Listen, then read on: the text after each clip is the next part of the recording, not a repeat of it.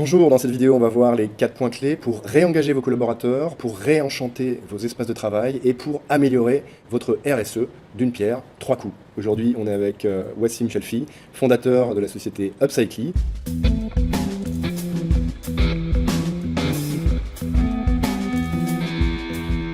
Bonjour Wassim. Bonjour Thomas. Donc vous faites à la fois de la récup de matériaux, de l'économie circulaire, de la création de mobilier de bureau, de l'implication des collaborateurs dans le développement de nouveaux espaces de travail et finalement de la cohésion d'entreprise avec une meilleure productivité à la clé pour tout le monde finalement. Exactement. Pourquoi c'est plus qu'utile, ça crée de la valeur de se pencher sur ces 3 sujets. C'est des éléments importants qui reviennent sur le devant de la scène. Sachez que uniquement 9% des salariés français sont engagés dans leur entreprise. Sur le fait de réenchanter l'espace de travail, ça devient vraiment un besoin, surtout pour les millénials par exemple, pour qui c'est un sujet assez important et assez fédérateur. Alors les millennials qui réclament des espaces de travail, de la qualité de vie au travail en critère numéro 2 après la rémunération. Exactement. Et qui réclament aussi des valeurs, c'est-à-dire du développement durable. Exactement. Et ça met l'accent sur l'effort RSE des entreprises en termes d'attractivité. Exactement. Pour attirer les meilleurs talents de la nouvelle génération. Alors on va passer aux 4 points clés pour mener à bien un projet comme celui-là. À qui s'adresse ce genre de projet? Ça s'adresse précisément à des entreprises, que ce soit des startups, des petites PME ou autres, que ce soit des grands groupes. Mais dans 2 cas de figure différents. Par exemple, un grand groupe, il fait une fusion, il y a 200 personnes qui vont rejoindre 400 nouveaux personnes. Ok. Comment créer leur histoire, comment faire en sorte que cette fusion il se passe bien. Ça passe par l'aménagement. Pour les startups, concrètement, c'est lorsque par exemple une startup il lève des fonds et qu'il passe de 5 personnes à 50 personnes. Ouais. Pareil, comment traduire ce changement-là?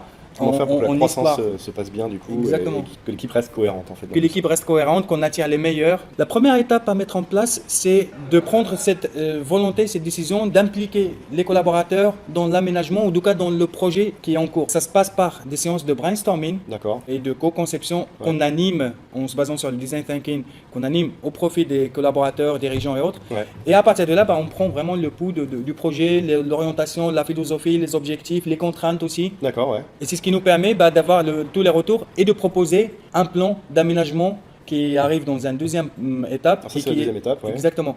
Et vous avez tous les éléments pour faire un plan d'aménagement en 3D. Exactement. Pour l'instant c'est virtuel, mais vous pouvez déjà le proposer à visualiser aux différentes équipes, c'est ça? Exactement. Modéliser l'aménagement en question. Ouais.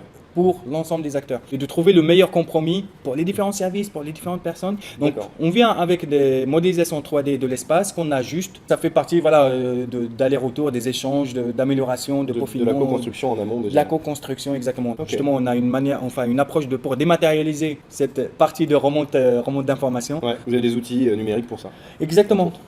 On passe par des plateformes digitales qui permettent de toucher plus de 5000 personnes et de récupérer vraiment leur feedback en temps réel. Une fois que vous avez le plan final, du coup, ça vous amène à la 3e étape de co-construction. Là, on rentre dans la construction en dur. Exactement. C'est-à-dire que vous revenez à l'atelier pour fabriquer finalement les mobiliers sur lesquels tout le monde est d'accord. Voilà. Dans notre atelier qui est derrière, on fabrique l'ensemble du mobilier nécessaire, le maximum dans notre atelier ici, et on propose, in fine, aussi un aménagement au team building dans le sens, par exemple, sur la dernière journée ou le dernier après-midi ou entre midi et 2. Alors ça, c'est pour la 4e étape, en fait. C'est-à-dire une fois que les choses sont conçues et fabriquées chez vous, exactement, vous retournez dans l'entreprise et à ce moment-là, vous impliquez les collaborateurs aussi dans la construction physique de l'espace de travail. Exactement. Le but, c'est vraiment de permettre la découverte ou de faire la chaîne de valeur de la conception de l'idée jusqu'à l'installation. On s'organise pour savoir à peu près précisément combien de personnes il va y en avoir. Donc on calcule en jour homme ou en heure homme.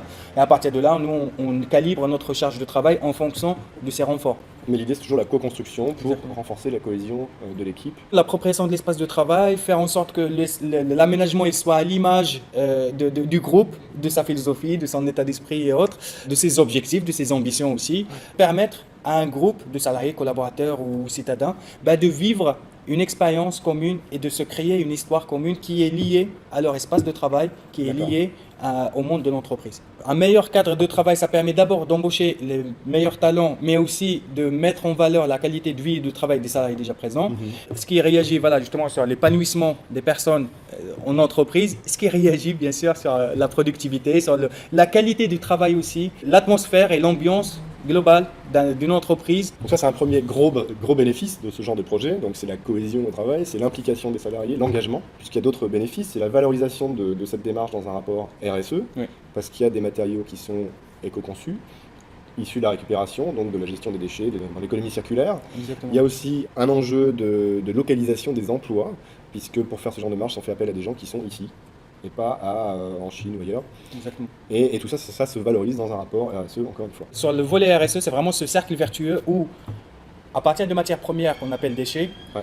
on fait travailler des gens qui sont dans le besoin pour proposer un service, du mobilier, des aménagements qui ont une très grande valeur ajoutée immatérielle. D'accord. C'est pas forcément les mesures, le bois, la matière ou autre, mais c'est vraiment l'immatériel qui permet à une équipe de se sentir bien dans son espace de travail. Et en termes de RSE également, il y a aussi la volet communication. Qui est très très important justement pour mettre en valeur les initiatives RSE des entreprises. C'est l'ensemble de ces actes, C'est un enjeu d'image aussi. Exactement. Ok. On va résumer très rapidement donc les quatre étapes clés qu'on vient de voir pour réussir un beau projet comme ça, puisque vous avez vu, c'est gagnant sur tous les tableaux. La première étape, c'est la consultation donc, des parties prenantes en interne, avec une phase de brainstorming pour récupérer les enjeux, les besoins et les contraintes. La deuxième étape, c'est de créer finalement un plan en 3D pour permettre à tout le monde de visualiser le futur espace de travail, de corriger le tir, d'améliorer jusqu'à un projet finalement définitif, c'est bien ça? Exactement, et de se projeter dans le futur espace et d'être acteur du changement au lieu de le subir. Le déclic, il est là aussi. À partir de là, la troisième étape, donc, c'est de concevoir ces mobiliers pour ce futur espace de travail en atelier et de préparer finalement les espaces aussi pour les futurs ateliers de co-construction avec les différents employés quand on amène ça dans l'entreprise. Exactement. Et avec ça, finalement, il n'y a plus qu'à installer tout ça sous forme d'atelier. Ou de team building, ou de workshop. On s'adapte vraiment aux besoins et aux cas de figure de l'ensemble des contraintes qu'il peut y avoir. N'hésitez pas à consulter le site dans le lien si vous voulez en savoir plus et pour aller plus loin. Dans la description juste en dessous. N'hésitez pas non plus à vous inscrire à la newsletter pour recevoir toutes les news du projet Bi-Entrepreneur et inscrivez-vous aussi à la chaîne pour ne pas louper les prochaines interviews en cliquant ici ou là. Merci.